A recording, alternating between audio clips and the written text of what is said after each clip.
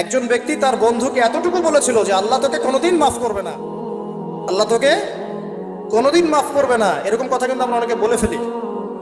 আল্লাহ পাক মৌতের পরে এই দুই ব্যক্তিকেই ডাকবেন, কিয়ামতের মাঠে ডাকবেন। এটা বারজাকে হয়েছে। বলবেন, আমার রহমত নিয়ে কথা বলার ইখতিয়ার তোমাকে কে দিয়েছে? আমি কাকে মাফ করব কাকে করব না, এই কথা বলার ইখতিয়ার তোমাকে কে দিয়েছে? আজকে আমি তাকে মাফ করে দিলাম, তোমাকে জাহান্নামে দিয়ে দিলাম। যাও। অতএব আল্লাহ রাব্বুল আলামিনের এই বিশাল রহমত আমরা পাবো, আশাবাদী ইনশাআল্লাহ।